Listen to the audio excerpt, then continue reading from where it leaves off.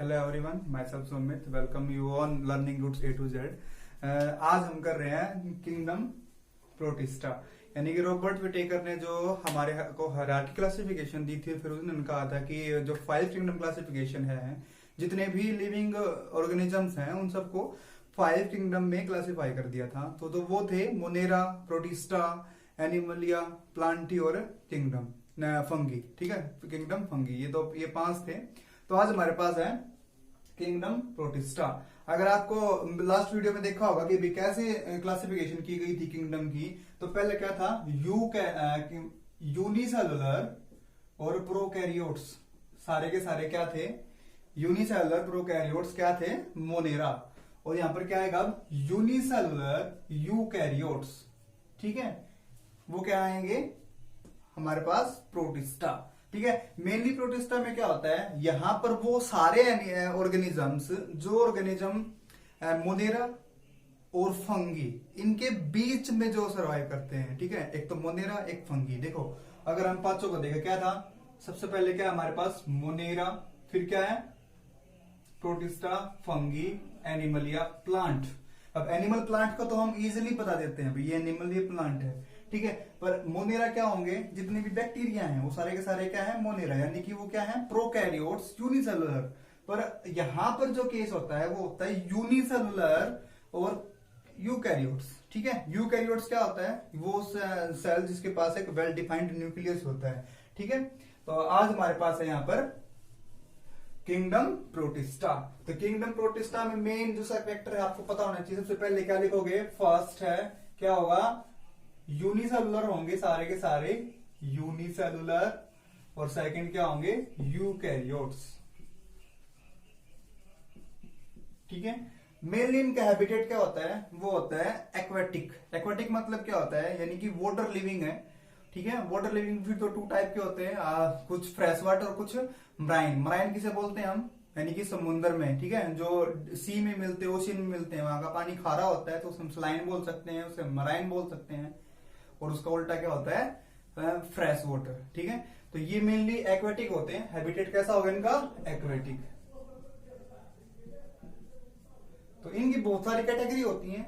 जो kingdom protista है, बहुत सारी कैटेगरी होती है और अलग अलग कैटेगरी में जो अलग अलग ही हमारे पास प्रोटिस्टा होते हैं। तो एक बार हम कैटेगरी को डिस्कस करेंगे हम।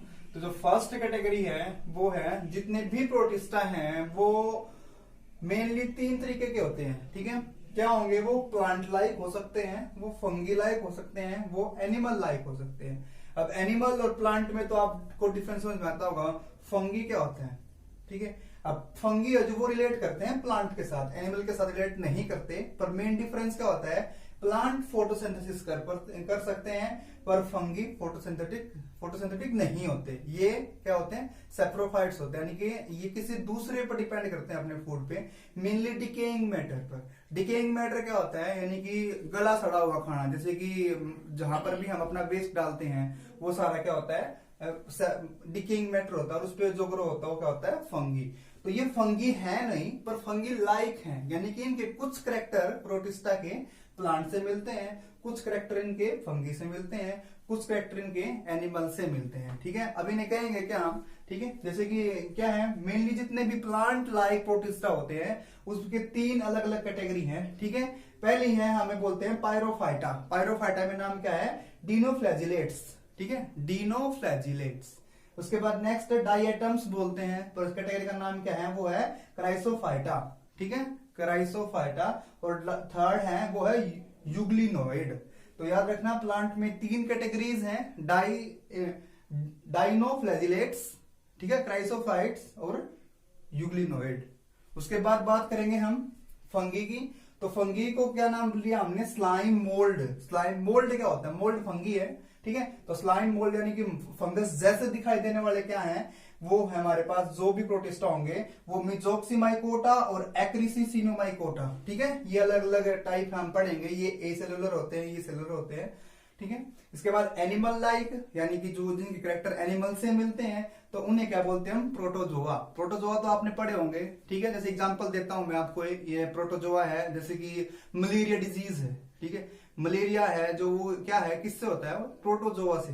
ठीक है, तो ऐसे ये मेनली क्या करते हैं, डिजीज कोजिंग होते हैं, और ये मैक्सिमम मतलब कि क्या ये होते हैं मेनली पैरासिटिक। ठीक है, तो इसमें जो इसके अलग अलग 4 कैटेगरी हैं। फर्स्ट क्या है, अमीबोइड प्रोटोजोआ। अमीबोइड मतलब क्या होता है, यानी कि जो अमीबा जैसे होते हैं। अब अमीबा क्या होता है, यूनिसेलुलर होता है, और प्रोटोजोआ की कैरेक्टर भी क्या है, वो यूनिसेलुलर है। ठीक है, तो अमीबोइड यानी कि जो अमीबा से कैरेक्टर मेल कर रहे हैं। ठीक है, सेकंड है सेप्रोजोआन। ठीक है, सेप्रोजोन्स क्या होते हैं, जैसे भी आप प्लाज्मोडियम की लाइफ साइकिल पढ़ोगे तो उसमें सेप्रोजोइड्स होते हैं। ठीक है, तो वो स्टेज क्या कहलाती है, सेप्रोजोन। ठीक, उसके बाद है सीलिएटेड प्रोटोजोआ। सीलिएटेड क्या होता है, यानी कि जब सीलिया यानी कि हेयर लाइक प्रोजेक्शन किसी भी बॉडी पर अराइज हो जाते हैं तो क्या कहलाएंगे, सीलिएटेड प्रोटोजोआ। और नेक्स्ट क्या है, फ्लेजिएटेड प्रोटोजोआ। ठीक है, फ्लेजिएट और सीलिएटेड में डिफरेंस समझना। अगर बॉडी पर बहुत सारे ऐसे प्रोजेक्शन हैं तो वो क्या होंगे, सीलिया। और अगर फ्लेजिएट का मतलब क्या होता है, ये अगर काउंट में इस तरह, ठीक है, अगर इस तरह कोई भी प्रोजेक्शन होता है वो क्या होती है, फ्लैजिला। ठीक है, तो फ्लेजेंटेड प्रोटोजोआ और सीलिएटेड प्रोटोजोआ। अब हम एक एक बार सिंगल सिंगल इनको पढ़ेंगे और इनके कैरेक्टर्स के बारे में जानेंगे। तो फर्स्ट कैटेगरी हमारे पास वो है क्राइसोफाइटा। ठीक है, क्राइसोफाइटा इसे हम क्या बोलते हैं, डाइएटम्स भी बोल देते हैं। ठीक है, दूसरा नाम क्या है इसका, डाइएटम्स। अब ये मेनली क्या होते हैं, ऑटोट्रोपिक, यानी कि न्यूट्रिशन कैसा होगा इनका, ऑटोट्रोपिक। अभी क्या पढ़ा था, किससे किसके सिमिलर होते हैं ये, प्लांट के। तो इनके पास वो सारी एबिलिटी होती है जिससे ये अपना जो फूड प्रोडक्शन है वो खुद कर सकते हैं। हैबिटेट कैसा होगा इनका, एक्वेटिक, यानी कि ये मेनली क्या होंगे, वाटर लिविंग ऑर्गेनिज्म है। और फिर क्या है, माइक्रोस्कोपिक, यानी कि ये नेक्ड आई से नहीं दिखते, माइक्रोस्कोपिक हैं। इसे जो माइक्रोस्कोप की हेल्प से देखते हैं, इसलिए इसे हम क्या बोल देते हैं, प्लैंक्टॉन्स भी बोलते हैं। ठीक है, अब मेनली ये क्वेश्चन आ जाता है, प्लैंक्टॉन्स है ये मूवमेंट कैसे करते हैं, तो ये मूवमेंट करते हैं, they float passively in the water. तो ये पैसिवली यानी बहुत स्लो मूवमेंट करते हैं। Cell wall contain silica. अब ये क्या है, देखो, अब प्लांट से हैं तो प्लांट के सिमिलर इनके पास क्या होगा, सेल वॉल भी होगी। तो सेलुलर होती है, मेनली की जैसी होती है वो होती है, अगर ये इनकी सेल वॉल है तो ये होती है सोप बॉक्स जैसी। ठीक है, सोप बॉक्स जैसी होती है। सोप बॉक्स का मतलब क्या होता है, जैसे कि घर पे साबुन रखने का वो नहीं होता, साबुनदानी बोलते हैं जिसे, तो ऐसे ही सोप बॉक्स जैसी होती है। और ये इस तरह फिट होती है इसमें। ठीक है, नीचे वाली से ऊपर वाली फिट करती है। अब बीच में यहाँ पर जो जगह होती है उस पर क्या प्रेजेंट होता है, सिलिका। क्या प्रेजेंट होता है, सिलिका। ठीक है, अब ये सिलिका मेनली क्या करता है, ये जब भी इसकी सेल वॉल में कंटेन होगा तो सिलिका क्या है, सोयल मटेरियल, आपको पता है। तो ये कभी भी है ना डिस्ट्रॉय नहीं होता। अगर डिस्ट्रॉय भी हो जाएगा तो काफी साल लगेंगे। तो अगर क्या होगा, कहीं पर भी अगर क्राइसोफाइटा होते हैं मिट्टी में, अगर कहीं या किसी एक जगह पर भी अगर ये स्टोर होते हैं तो क्या होता है, जब भी सेल किल होती है तो पर ये प्रेजेंट होती है सेल वॉल। ठीक है, सेल वॉल रहेगी, और सेल वॉल होने के बाद जो सिलिका है ये क्या होगा, एक्यूमुलेशन होगा इसका।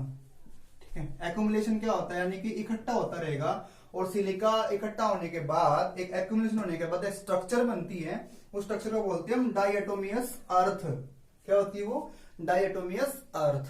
अब डायटोमियस अर्थ है जो ये बहुत ही स्मूथ, इसकी कैरेक्टर कैसा होगा, ये स्मूथ।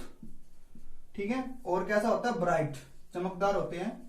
अब मेन काम क्या आता है ये, अब इसको हम यूज कर सकते हैं किस तरीके से, ऑयल फिल्टरिंग। ठीक है, ऑयल फिल्ट्रेशन कर सकते हैं, या फिर पॉलिशिंग नहीं करते किसी भी, ये लगा लो कि जो भी हीरे वगैरह होते हैं तो उनकी पॉलिशिंग करते हैं, तो ये उस तरह हम यूज कर सकते हैं। ऑयल फिल्ट्रेशन यूज होता है और ये पॉलिशिंग में यूज होता है। ठीक है, और इसे हम एक और वर्ड बोलते हैं, इसे हम जितने भी क्राइसोफाइट्स होते हैं इन्हें क्या बोलते हैं हम, chief producer in the ocean. यानी कि ये समुद्र में सबसे शुरुआत करते हैं किसकी, फोटोसिंथेसिस की। ठीक है, ऑटोट्रोपिक होते हैं, तो प्रोड्यूसर कौन होते हैं, जो अपना भोजन खुद बनाते हैं। तो ये क्या है, chief producer in the ocean. ठीक है, अब नेक्स्ट सेकंड कैटेगरी है वो है डायनोफ्लैजिलेट्स। और डायनोफ्लैजिलेट्स हैं जो ये भी प्रोटोजोआ की कैटेगरी है। तो मेन नाम से ही इसका मतलब, अगर डाई मतलब क्या होता है, डाई मतलब टू फ्लैजिला, फ्लैजिलेट्स का मतलब क्या होता है, फ्लैजिला। अभी मैंने बताया था फ्लैजिला क्या होती है, आउट ग्रोथ प्रोजेक्शंस। इसमें दो मेन फ्लैजिला होंगी, एक होती है लॉन्गिट्यूडनल और एक होती है ट्रांसवर्स। अब ट्रांसवर्स और लॉन्गिट्यूडिनल में ऐसे देखो, ये भी कोई एनिमल होता है तो इसकी एक फ्लैजिला ऐसे होगी, ये कौन सी फ्लैजिला इसकी लॉन्गिट्यूडिनल, और ये क्या होगी इसकी ट्रांसवर्स। ठीक है, इसमें मेनली कुछ एनिमल ऑर्गेनिज्म होते हैं जिनके पास क्या होती है, टू फ्लैजिला है, एक लॉन्गिट्यूडिनल और एक ट्रांसवर्स। ये वाली होगी लॉन्गिट्यूडिनल और ये वाली होगी ट्रांसवर्स। ठीक है, अब ये मेनली ये भी क्या है, एक्वेटिक यानी कि वाटर लिविंग है, फोटोसिंथेटिक है यानी कि क्लोरोफिल प्रेजेंट है, अपना भोजन खुद बनाते हैं। ठीक है, मेन डिफरेंस क्या होगा, जो इसकी सेल वॉल है, सेल वॉल पे प्रेजेंट क्या होता है, सेलुलोज। क्या प्रेजेंट होगा, सेलुलोज। लास्ट में क्या था, वहां पर क्या प्रेजेंट था, सिलिका, यहाँ पर प्रेजेंट है सेलुलोज। अब इसके पास अलग अलग पिगमेंट होते हैं और वो पिगमेंट अलग अलग कलर के होते हैं, तो जिस पिगमेंट का जो कलर होता है उस ऑर्गेनिज्म का कलर भी वही होगा। जैसे कि हमारे पास एग्जांपल है, वो है गोनियोलैक्स। गोनियोलैक्स जो ऑर्गेनिज्म है ये रेड कलर का होता है, तो हम ये बता सकते हैं जो पिगमेंट गोनियोलैक्स में है उसका कलर क्या है, रेड। अब इसके बारे में अगर हम बात करें, जो गोनियोलैक्स है ये बड़ी रैपिड सेल डिवीजन करता है, यानी कि 1 से 2, 2 से 4, 4 से 8, 8 से 16, इस तरह बड़े रैपिड सेल डिवीजन करता है। और जब ये सेल डिवीजन करेगा उस टाइम पे एक टॉक्सिन रिलीज करेगा। अब टॉक्सिन क्या होता है, वो होता है पॉइजन यानी कि जहर।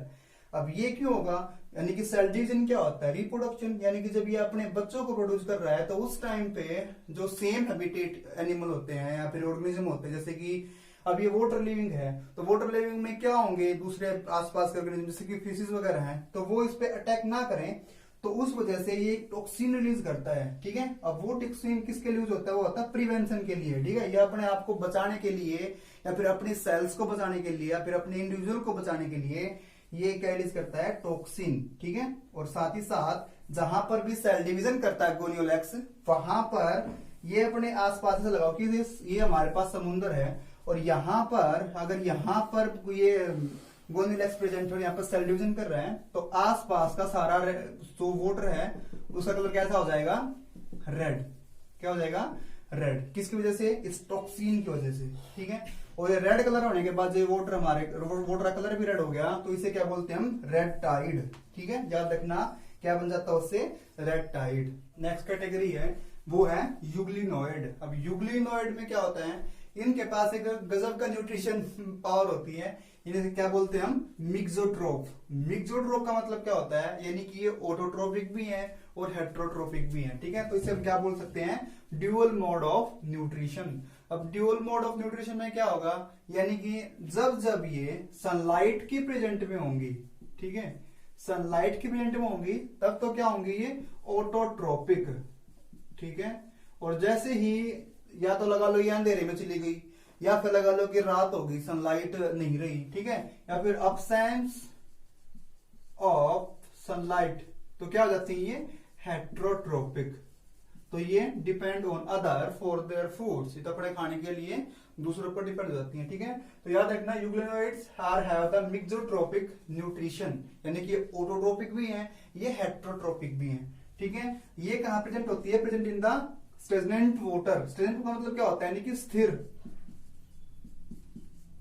स्थिर का मतलब क्या होगा, यानी कि स्टैंड वाटर, ऐसे बोल सकते हो आप। ठीक है, स्टैंड वाटर यानी कि खड़ा हुआ पानी, बहता हुआ पानी नहीं, जो पानी खड़ा हो रहा है एक जगह पर, स्टैंड वाटर है, वो वहां पर ही यूग्लिनोइड मिलते हैं। ठीक है, तो यूग्लिनोइड में क्या है, एक और जो मेन फैक्टर वो क्या है, लैक ऑफ सेल वॉल। इसके पास लैक ऑफ सेल वॉल, यानी कि सेल वॉल नहीं होता। सेल वॉल की जगह क्या होती है, इसके पास एक और लेयर होती है जिसका नाम क्या है, पेलिकल। ठीक है, अब पेलिकल क्या करती है, ये एक प्रोटीन रिच लेयर है। क्या है, प्रोटीन रिच लेयर है, और जो मेनली किस में हेल्प करती है, ये मूवमेंट में, मूवमेंट एंड फ्लेक्सिबिलिटी। अब जितने भी यूग्लिनोइड वगैरह होते हैं वो जब भी मूवमेंट करते हैं या फिर फ्लेक्सिबिलिटी लेके आते हैं, तो उसके लिए कौन रिस्पॉन्सिबल है, वो है पेलिकल। ठीक है, एग्जाम्पल क्या होगा, इसके नाम में इसका एग्जाम्पल है यूग्लिना। ठीक है, यूग्लिना इसका क्या होगा, एक एग्जाम्पल है जिसका आपने इस तरह डायग्राम भी देखा होगा। ठीक है, ये यूग्लिना का एक डायग्राम होता है। ठीक है, अब हमारे पास जब नेक्स्ट है स्लाइम मोल्ड। स्लाइम मोल्ड क्या होते हैं, वो होते हैं फंगी लाइक प्रोटिस्टा। वो प्रोटिस्टा जिनके करैक्टर फंगस से मिलते हैं। ठीक है, फंजाई या फिर फंगी से मिलते हैं, उसे क्या बोलते हैं, फंगी लाइक प्रोटिस्टा, क्या बोलेंगे हम, स्लाइम मोल्ड। ठीक है, अब इनके मेन कैरेक्टर क्या होते हैं, ये होते हैं सैप्रोफिटिक। अब सैप्रोफिटिक क्या होते हैं, यानी कि ये किसी डिकेइंग मैटर पर, डिकेइंग मैटर क्या होगा, यानी कि कोई भी गला सड़ा कोई भी पदार्थ पड़ा हुआ है, अगर वो सड़ रहा है उस पर ही जो ये प्रोटिस्टा है वो ग्रो करेंगे। यानी कि ये कैरेक्टर किसका है, ये फंगी का कैरेक्टर है। ठीक है, अब यहाँ पर होता क्या है, इन फेवरेबल कंडीशन, यानी कि जब फेवरेबल कंडीशन यानी कि अकॉर्डिंग टू स्लाइम मोल्ड जो कंडीशन होती है तो क्या बनाती है, मेक ग्रुप ऑफ प्लाज्मोडियम। ठीक है, तो प्लाज्मोडियम इसका एग्जांपल है। तो प्लाज्मोडियम का ग्रुप बनता है, कब बनता है, जब इन फेवरेबल कंडीशन। फिर क्या होता है, अंडर अनफेवरेबल कंडीशन, यानी कि जब भी टेम्परेचर या फिर environment according to these protista, तब क्या होता है, तब प्लाज्मोडियम शो सेल डिवीजन और इन एक सिंगल सेल, यानी कि लगा लो कि अगर हमारे पास ये प्लाज्मोडियम था तो ये सेल डिवीजन करेगा। कैसे करेगा, इसके अंदर ही सेल डिवीजन करेगा इस तरीके से, और ये एक क्या बना दिया हमारे पास, स्पोर, और क्या बन जाएगा, ये स्पोर बन जाएगा। ठीक है, पता है ना फंगस कैसे रिप्रोड्यूस करती है अपने आप को, कैसे करती है, स्पोर फॉर्मेशन से। तो ऐसे ही यहाँ पर स्पोर बन गए हैं, और स्पोर बनने के बाद ये स्पोर क्या कहलाएंगे हमारे पास, फ्रूटिंग बॉडी। फ्रूटिंग बॉडी का यानी कि मतलब अपने जैसे और आगे फर्दर क्या बना रहे हैं अपने आप को, यानी कि अपनी संख्या को बढ़ा रहे हैं। ठीक है, तो याद रखना है प्लाज्मोडियम, इसका एग्जांपल आपको पता होगा, प्लाज्मोडियम एक डिजीज गोज करता है, कौन सी डिजीज, मलेरिया। ठीक है, कैसे, एक वेक्टर होता है हमारे पास जिसे क्या बोलते हैं हम, फीमेल एनाफ्लीज, उसकी गट में या फिर उससे ये क्या करता है, एक से दूसरे में ट्रांसमिट होता है। ठीक है, वो क्या है, प्लाज्मोडियम। तो याद रखना प्लाज्मोडियम किसका एग्जांपल है, वो है स्लाइम मोल्ड का, यानी कि फंगी लाइक प्रोटिस्टा का। नेक्स्ट हमारे पास वो है प्रोटोजोआ। प्रोटोजोआ क्या होते हैं, वो होते हैं वो प्रोटिस्टा जो किसके सिमिलर हैं, एनिमल के सिमिलर हैं। ठीक है, तो ये क्या होते हैं, प्रिमिटिव, यानी कि शुरुआती, सबसे पहले, यानी कि जो अर्थ पर लाइफ पॉसिबल हुई थी तो तब सबसे पहले क्या बने थे, प्रोटोजोआ ही बने थे, इन्हें क्या बोलते हैं हम, प्रिमिटिव। ठीक है, तो ये मेनली इसमें 4 क्लासेस होती हैं। फर्स्ट है अमीबोइड प्रोटोजोआ, कैटेगरीज, क्लासेस नहीं कैटेगरीज हैं। अमीबोइड प्रोटोजोआ क्या होते हैं, यानी कि जो अमीबा होता है वो इसी का एग्जांपल है। अब ये क्या है, इनके पास सेल वॉल कंटेन सिलिका, इसके पास क्या होती है, सेल वॉल के पास क्या है, सिलिका प्रेजेंट होती है, और इनके पास फूड न्यूट्रिशन के लिए, ठीक है, या फिर न्यूट्रिशन लेना है तो न्यूट्रिशन कैसा होगा इनका, कैसे न्यूट्रिशन होगा, हेट्रोट्रोपिक। ठीक है, तो ये अपना जो फूड न्यूट्रिशन है, मूवमेंट हो किससे करते हैं, सूडोपोडिया से। ठीक है, pseudopodia is help in the movement and the Uptake of food material, food particles. और इन्हें क्या बोलते, सूडोपोडिया क्या बोलते हैं हम, फॉल्स फीट, इसे फॉल्स फीट भी बोलते हैं। नेक्स्ट हमारे पास सीलिएटेड प्रोटोजोआ। सीलिएटेड प्रोटोजोआ यानी कि इसमें एग्जांपल किसका है, पैरामीशियम है। इसमें क्या था, सीलिएटेड, यानी कि जैसे कि ये हमारे पास एक पैरामीशियम है तो इसके ऊपर क्या होती हैं, ऐसे फिंगर प्रोजेक्शंस होती हैं। ठीक है, ये थाउजेंड्स तक हो सकती हैं, हजारों की संख्या में होती हैं। ठीक है, मेन ध्यान रखना, एक तो फ्लैजिला और सीलिया, मेन ये तो एक नंबर में 1, 2, 3 ही होती हैं, ये सीलिएटेड बहुत ज्यादा होती हैं। तो ये जो आगे थर्ड लाइन स्ट्रक्चर सही से क्या बोलते हैं हम, सीलिया। ठीक है, यही सीलिया है जो ये ही इसे मूवमेंट में हेल्प करती हैं। ये और ये सारी की सारी जिस एक साइड में मूव करेंगी उसी साइड में ही पैरामीशियम जाएगा। जैसे कि आप ये देखो, अगर आप 5-7 बच्चे एक बोट में बैठे हो और आपको जाना है तो आपको सबको चप्पू एक ही दिशा में चलाना पड़ता है। उसी तरह से सारे के सारे सीलिया एक ही डायरेक्शन में मूव होंगे, तभी ये जो पैरामीशियम इसमें मूवमेंट होगी। अब क्या होता है, यहाँ पर जो बीच में ये स्पेस है, ठीक है, the space between the 2 cilia is called gullet. ठीक है, गलेट का मतलब क्या होता है, GULLET। ठीक है, यही गलेट से ही क्या करता है, ये पैरामीशियम अपना जो फूड प्रोडक्शन है उसे या अपटेक करता है, और जो वेस्ट प्रोडक्ट होगा उसे बाहर निकालता है। ठीक है, फूड मटेरियल को अंदर लेके जाता है और वेस्ट को बाहर निकालता। कहां से, 2 सीलिया के बीच में जो डिफरेंस है वहां से, और उस डिफरेंस को क्या बोलेंगे हम, गलेट बोलेंगे, GULLET, गलेट। ठीक है, अब मेन ध्यान रखना, इसके पास जो पैरामीशियम है ये 2 न्यूक्लियाई होते हैं, न्यूक्लियाई, न्यूक्लियस 1 और 2 का मतलब यानी कि जब प्लूरल क्या हो गया तो क्या हो गया, न्यूक्लियाई, यानी कि इसके पास 2 न्यूक्लियस होते हैं। ठीक है, एक होता है मैक्रोस्कोपिक और एक होता है माइक्रोस्कोपिक। अब मेन बात ये आती है कि जेनेटिक मटेरियल किस में होता है, तो याद रखना जो माइक्रोस्कोपिक न्यूक्लियस है उसके पास ही जेनेटिक मटेरियल होता है, मैक्रो के पास नहीं होता। नेक्स्ट है फ्लैजिलेटेड प्रोटोजोआ। फ्लैजिलेटेड प्रोटोजोआ का मतलब क्या होता है, इसमें फ्लैजिल से आगे ऐसे निकले हुए, ठीक है, ऐसे फ्लैजिला है, ठीक है, इस तरीके से। और ये इसका एग्जांपल है किसका है, ये है ट्राइपैनोजोमा, इसका एग्जांपल है। ये कैसा होता है, मेनली पैरासिटिक, यानी कि depend on other for their food. तो एक डिजीज कोज करता है, जब पैरासिटिक है किसी की बॉडी में एंटर करेगा तो एक डिजीज कोज करेगा, उसका नाम क्या है, स्लीपिंग सिकनेस।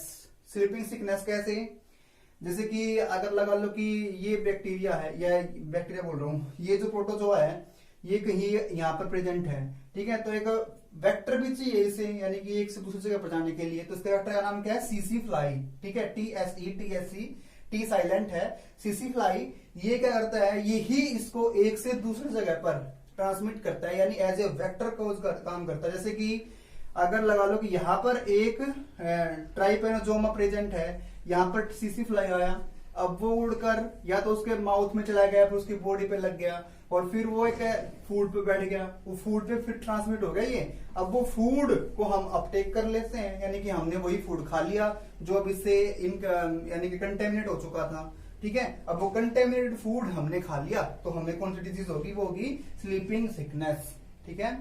नेक्स्ट हमारे पास वो है स्पोरोजोआ। अब स्पोरोजोआ क्या होता है, जब भी आप प्लाज्मोडियम की लाइफ साइकिल पढ़ोगे तो वहां पर एक स्टेज होती है, उसका नाम क्या है, स्पोरोजोइड्स।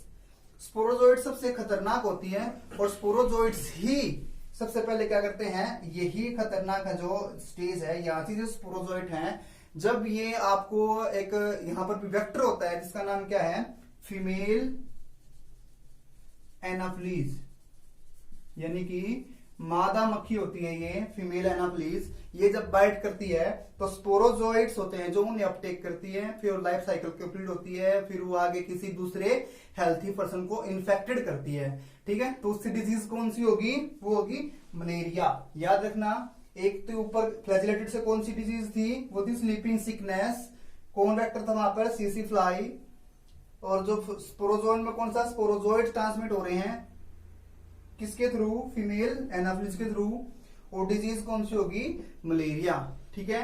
तो ये एक टॉपिक था हमारे पास किंगडम प्रोटिस्टा, तो इसमें अलग अलग कैटेगरी थी, एक बार फिर रिवाइज करते हैं। मेनली जितनी भी प्रोटिस्टा होते हैं वो 3 तरह के हो सकते हैं, प्लांट लाइक, एनिमल लाइक और फंगी लाइक, ठीक है। तो उसमें हमने अलग अलग कैरेक्टर पढ़े हैं, जिससे यानी कि जो एनिमल लाइक होते हैं वो पैरासिटिक होते हैं, हेटेरोट्रोपिक होते हैं, और जो प्लांट लाइक होते हैं वो क्या होते हैं, सारे के सारे ऑटोट्रोपिक होते हैं, सिर्फ एक यूग्निनोइड को छोड़ के।